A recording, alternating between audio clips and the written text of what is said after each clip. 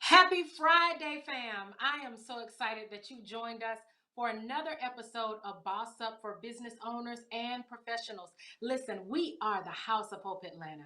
Our pastor is Dr. E. Dewey Smith Jr., and we believe that life with God is better in every way, every day. I got to take a moment. I have to take a moment to thank all of you for staying with us, for rocking with us since last year. It's been almost 10 months. Can you believe that? Can you believe that it's been 10 months since we started Boss Up? I want to thank all of you for rocking with us, for hanging with us, for continuing to watch, for your viewership, for your comments, for your support. This season, we want to hear from you. And so I need you to put something in the comments. Let me know that you're watching. Let me know where you're watching from. And if you haven't already, subscribe to Hope TV at www.thehopetv.com. So, as I was praying about what we wanted to say to empower professionals and business owners this year, in this season, God spoke to me and he said, listen, start out with the boss ladies, start out with the boss women. And so this year we've started out really strong with some really amazing guests, some guests that are very knowledgeable, some guests that are very skilled. And today is no different. Listen, I'm sharing someone who is very special to me, very special to my family and to my ministry. I'm sharing with you none other than Dr. T. Lynn Smith. She's our guest on Boss Up tonight. Just to tell you a little bit about her, she's a successful businesswoman with proven experience in both ministry and the marketplace. So she's multifaceted. She's educated, she's anointed, and she maintains high business acumen. As a CEO, her gift of collaboration and bridging gaps is evident in the slogan of her company, Real Solutions of Georgia Incorporated. Dr. T specializes in providing training in the areas of business and leadership development. Will you, Boss Up family, join me in welcoming none other than Dr. T. Lynn Smith to Boss Up tonight? Join me in welcoming her. Hey, how are you? Listen, we're excited to have you on Boss Up. Couple of quick things. If you haven't already, we need you to share this video on all of your social media platforms so that your network, those who are connected with you, those who just kind of follow your page, are able to get in on this conversation because this is about to be amazing. This is about to be really powerful. So let's just get into it. Let's jump into it. Dr. T, tell us a little bit about yourself. You're a CEO. You've been a CEO for a long time. Did you choose entrepreneurship or did entrepreneurship choose you? Tell us about your journey. Well, let me go back. You know, People always say, T. Lynn, what's that all about? First of all, my first name is Triesa, and I tell people, you can't call me T, you can't call me Lynn, you can't pronounce Triesa, but you can call me T. Lynn. And so it's Yes. always a wonderful conversation piece. And so people always ask, where'd you get the name from? Basically, when I was in college, undergrad, they could not pronounce my name all through grade school, high school, the whole nine. So I decided one day, you know what? I'm tired of being called Teresa. I said, I'm going to become T. Lynn Smith. And that's the way it came about. And so from that day on, you can't call me T. You can't call me Lynn unless you're my family, but you can call me T. Lynn. So that's how that came about because I know somebody's wondering, T. Lynn, what's that all about? So just for those of you that were wondering, that one was for you. Now, you were asking, how did I come into all of this and what happened? Well, let's see. If we talk about business, as a little girl, I've always wanted to do something aside from uh, what everybody else was doing. I was always interested in music, but I was always interested in business or solving the problems of music. So as I grew up, I made sure that for every degree I got in music, I got one in ministry. But let me tell you how the journey began. I began playing music at the age of 14 because at our church, the young man that played, he decided he didn't want to play anymore. So he was like, Pastor, I'm leaving. I don't want to play anymore. Now, at that time, I was on the road, Jennifer, Pastor Jennifer. I just knew I was going to be the next Sheila E. drummer. I could play Come on, drums and I was come good. on. Come on now. So I was on my way. I was taking lessons. My parents bought me this beautiful orange, sparkly drum set. I mean, it was the bomb. In fact, as a young girl, um, Reverend Milton Brunson and the Thompson Community Singers came to Ottawa, Illinois, where I grew up, and they used my drum set because it was so beautiful. But anyway, sidebar. I sometimes I get sidetracked. I start thinking about all these wonderful things, and I'm like, oh my Love it. God. Love it. So I was on my way to being the next Sheila E. And the young man at our church said he didn't want to play anymore. So me wanting to fill a gap, wanting to make sure that collaboration was taking place, I said, well, Mom, Dad, I'll play. Now, ask me if I could play. Could you play? No, I couldn't play. So I think I could play one song in the key of C up and down. But so my parents prayed with me that night. I went to bed, and I've heard these stories about people going to bed, the parents praying for them. They get up the next morning and they have the gift to play. So I was like, that is going to be my testimony. Went to bed that night, got up in the morning. There was a piano in the house because my mom does play the piano. Got on the piano, and I could only still play that little song. So I said, all right, I'm going to have to work. That was lesson number one, working. No matter what you aspire to do, if you don't put the work in, you're not going to be able to be successful in it. So I began to work. My parents moved one of the couches out of our living room and they bought me an organ. It's no, seriously. So I began to practice day in and day out. I couldn't really find an organ teacher. So my mom said, you know who to call. So I began to pray and said, Lord, teach me how to play.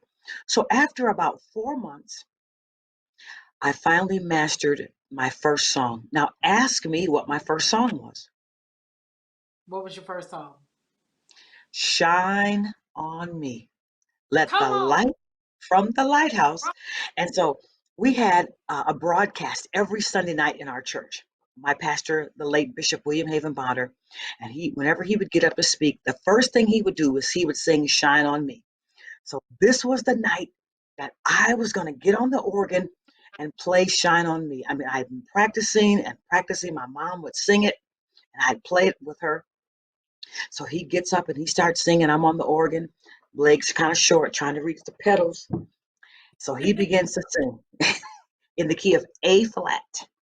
So I Uh-oh. began to play. Now it wasn't perfect, but Bishop Bonner sang that song like the angels were playing the organ. And that gave me confidence because I know I messed up, but he didn't look around and do like we do. Bad note, you know how they do. They'll do it. Saints They will do will it. in a heartbeat. But he continued to sing and he closed his eyes and he began to growl and sing that song. And that was the beginning of my organ playing. But it gets better. Shall I continue? I'm loving all of this. It's all in the narrative. So then I began to really focus in on people that directed the choir. Now, I was the organist and loved to sit behind. And so one year, my family sent me to UNAC. That is the United National Auxiliaries Convention. That was all 5 conventions of the Church of God in Christ coming together. Missions, evangelism, music, Sunday school, and youth, all under one umbrella. And we had this 2,000 voice choir. And guess who the minister of music and president was? You know her. Tell me who she was. Judith Take one guess. McAllister. No, I was a little girl. Oh, okay. Maddie Moss Clark. Yay! Ding, ding, ding, Yes. ding, ding, ding. You got And of course, it was Dr. Maddie Moss Clark. I sat in rehearsal, and oh my goodness, I was mesmerized. I was like, people can teach songs in 10 minutes and be good.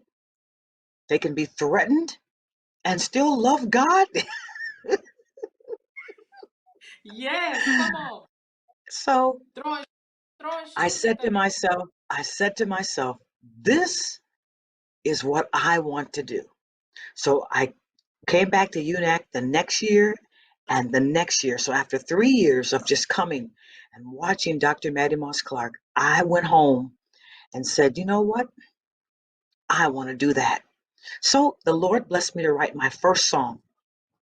The song is called You Can't Hide from God. It's on one of the old UNAC albums. Albums, okay? Albums. So I wrote the song. I didn't even tell my family. I went to UNAC and I said, Dr. Clark, I have a song. I'd like to teach it to the 2,000 voice choir. Now, Jen, remember, I'd never taught a song to a choir before because I was the musician. So Dr. Clark said, all right, I'm going to give you an opportunity. I taught the song. It was amazing. The Lord anointed me to teach music. And so from there, it went over well. We sang it. It was recorded on one of the albums. I went home and I told my family, I wrote my first song and I taught it in UNAC. And they were like, what? So, so that was the beginning of teaching. So point number two, if you want something bad enough, first of all, you have to work hard for it. Secondly, you have to ask the right questions to the right people. I could have sat there for years on end and saying, man, I sure would like to do that. That seems so amazing. But I sought the Lord and I said, Lord, this is what I want to do. Who should I talk to? Go to the top. And I spoke to Dr. Maddie Moss Clark, and she gave me the opportunity. So that's how the music ministry in my life was birthed. But here's the other part. I played by ear. I taught by ear, but I knew that there was more. I didn't want to just be a musician that could only play by ear. So after high school, undergrad, I met Dr. Ann McKinley, my music teacher. Now, mind you, I'm going into college, have never read a note. Okay? Not one note. Not one. No, not one. There was not a note in my mind. No, not one. No, not one. So Dr. McKinley, may she rest in peace, another American, took me under her wings, and she saw something in me and began to help me. She began to teach me. She was a piano teacher, and she worked with me, and she worked with me. And then after 4 years, I received my degree in piano studies, and that's how it all began. So, point number three is number one, you have to work hard. Number two, you have to ask the right questions. But number three is that in one and two, you have to know how to put those together to be successful. Because I could be successful as an player only, but I wouldn't truly be successful until I was able to do both so that I would be marketable in every arena in the Okay, marketplace. I gotta stop you. I have to Okay. stop you because on Boss Up, you're already teaching and preaching. Let me pause and say, you know a good preacher when you see one because they are expository in how they share a narrative. So you're already giving us 3 points. I love it. But I want to stop because you said something really early on that I don't want our audience to miss. And keep your 3 points because we're going to come back to that. All right. Um, you said something about meeting needs and solving problems. Hmm. I think that in our business acumen and in our search for our voice as brands and as business owners, what we often do is look at what's working and we look at what other people are finding success in and say, okay, I'm called to do that or I want to do that. But what I hear you saying is the way to truly find out which business is the business we need to pursue. Number one, there's a prayer journey. It sounds like that accompanies that conversation. But then also, you're saying you looked around and saw a need. And so you developed your business around a need. So, quickly, if you're just joining us, we need you to do us a favor. This is the Boss Up Show on Hope TV. We need you to share this video on all of your social media platforms. We welcome you tonight to our particular show, Boss Up. It's on our Hope TV network, but we need you to invite somebody because this is rich. This is good. So back to you, T. Lynn. Dr. No T. problem. Back T. to you. Lynn is Give us a fine. No, you're talking about meeting needs. And this is what is so important right now in the season that we're in the COVID season, in the new year. There are so many needs, but like you said, based on what I said, then you said, based on what I said. Okay, the yes, point all is, of that. yeah, all of that. There are needs out there, and if we're not careful, we will overlook what people need and try to give them what they have. Okay? Having something and needing something are two different things. Wait, repeat that. Repeat. We Having will try to something, the one before that. We will try to give them something that what? we will Say that try to again. give them something that they have when we should be trying to give them something that they need. Excellent. Having and needing are two different things. And in this season, in this hour, it is important that we look to meet needs. That is what I believe the Lord is saying. That and think about Jesus. He didn't give people what they had. He always met a need. He always met a need. And if we are to be disciples of Jesus Christ, then that should be our mantra, that we are working to meet the needs of those that we have influence over. We're working to meet the needs of those that are in our churches, on our job. So wherever there's a need, we need to be found trying to meet it as the Lord's people. And as a little girl, I didn't know that's what I was doing. But what I knew was I heard the voice of the Lord. And as the Lord would speak, I would move.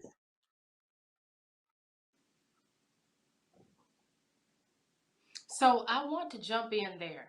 I want to jump in there. I want to ask you because there are some business owners who are watching. There are some professionals who are watching and saying, "How do you even know when the Lord is speaking to you?" So can you elaborate on that? How do I, as a business leader, know if it's God or if it's me? That is a very good question, and it is one that people often have. First of all, in order to know God's voice, you have to spend time with God. Just like a parent, you know the voice of your parent because they are with you all the time. All right. So, as a business owner, it is important, first of all, that you dedicate whatever it is that you're doing to the work of the Lord, to the Lord. Because when you dedicate it to the Lord, then that releases Him to bless what you have. And so, the best way to know the voice of the Lord is, first of all, to spend time with Him, spend time cultivating, um, understanding His voice, so that when others come to you with proposals that are not going to benefit the glory or show the glory of the Lord, then you won't be tempted to take part in that. But you will know that, okay, this is nice. I might make a whole lot of money, but am I meeting a need? Will someone be blessed as a result of what it is that I'm doing? And so it's important to spend time with the Lord so that you'll know His voice. And so then when you know that it is God prompting you to move forward or to wait or to pause, then you can say, listen, this is a great opportunity, but it's not the opportunity that I need right now. Spending time in the presence of the Lord will help you know his voice and know his leading. This is good. This is rich. Like you are a CEO, you're a pastor, and you're taking us to Bible study on Boss Up. And I don't Oh, have any yeah. issues. Listen, I don't have any issues with it at all because I believe in the blending of both the secular and the sacred. I believe in that. That's a key tenet for me. I can go into some Anthony Penn and talk about why that is, but I do believe that we blend both the secular and the sacred, especially when we talk about business. And if we're Yes, so that yes, is so important. And I'll tell you, that was one of the reasons, as I said early on, that I did music and business. Because I saw people that were in music ministry that were very artistic, but they didn't have the business acumen. And there again, I said, Lord, there are needs that have to be met, but I won't be able to meet them if I don't have the balance. And balance is key. so we both know as we round out the show, I want to really kind of maximize all my time with you. Even All though I'm right. already going to speak it to the producers while they're watching, she'll be back. She got to come back. When we talk about this whole piece of 2020 being a rough year and people having to pivot, you are one of those CEOs. You had business last year, and your Mhm. business survived a season when a lot of businesses shut their doors. And so I want to know from you to our listeners, to our watchers, our viewing audience, what did you do last year so that you're still here this year? That's a great question as well. The one thing that we did is that we looked at our digital imprint or our digital footprint. All right. Because Yeah. we were already doing some things online, but we realized that if we were going to survive, we had to learn how to do everything online, but not just learn how to do them online, but do them excellently. Because it's one thing to be able to train or to coach in person, but how effective are you in your training and your coaching online? So we had to make sure that we were relevant in our technology.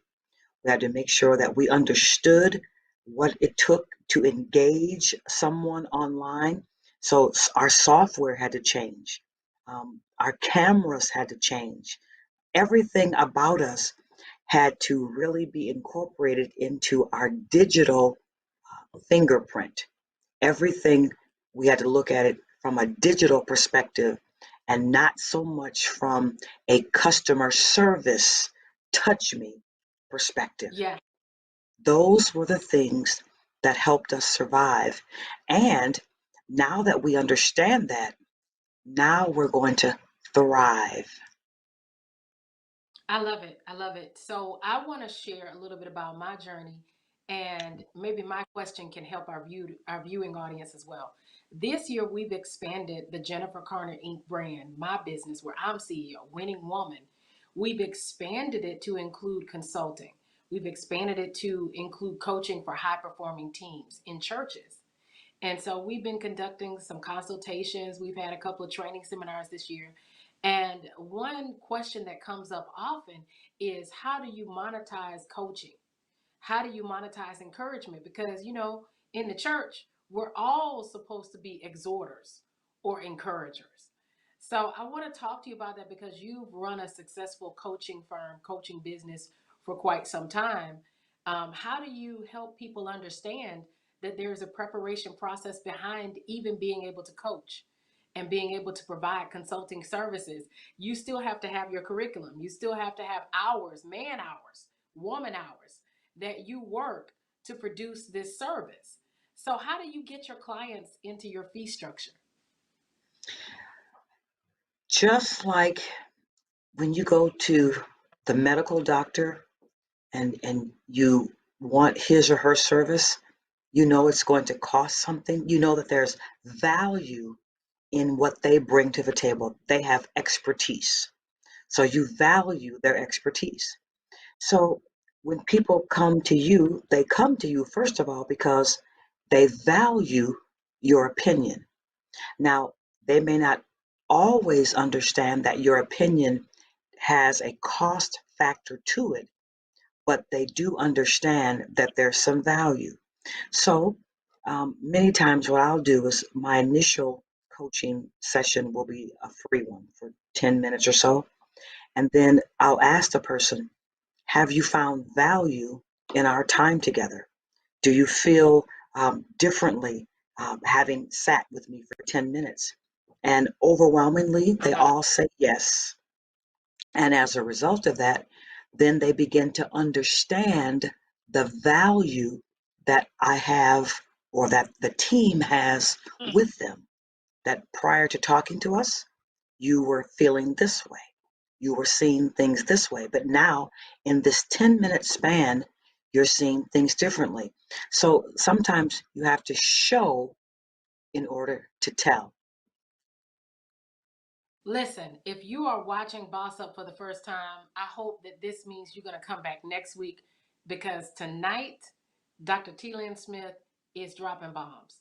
So I want to back up a little bit and say this Sure. is the Boss Up Show on Hope TV. Dr. E. Dewey Smith is our senior pastor, and we believe that life with God is better in every way, every day.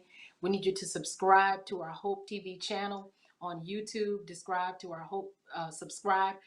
Hope TV channels on our website because Boss Up is for you. It's an opportunity for professionals and entrepreneurs to get the tools, the terminology, and the strength that you need to power through this pandemic and come out on top because we can win through anything, right? We're about to Absolutely. close this episode, but I have to give you the final words because you've been blessing us this entire time.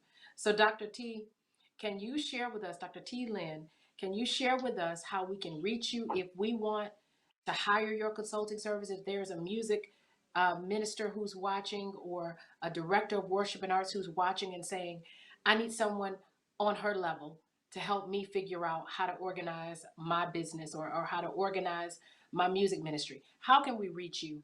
And do you have any final words for our audience? Certainly.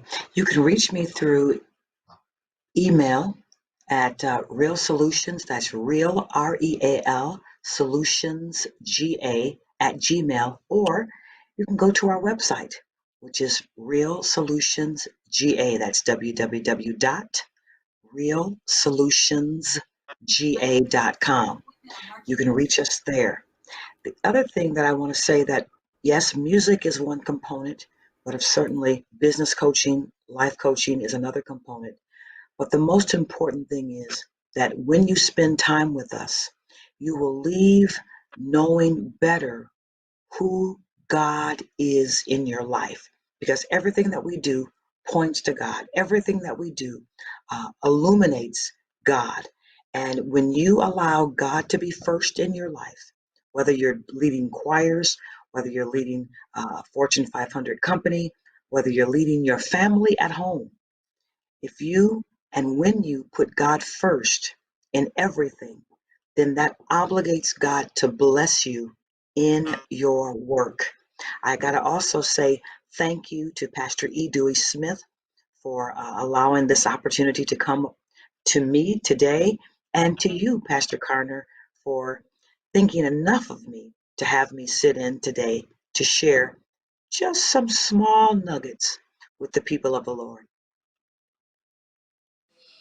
Again, we're honored to have you, Dr. T. And you know, I told you in the beginning, or I shared with our audience in the beginning, you're special to me for several reasons. I consider you to be a mentor, a sister, a big sister, and just a powerful woman of influence. So it is my prayer that God will continue to bless you and continue to open doors for you and opportunities, continue to send opportunities for you to do what you do so well.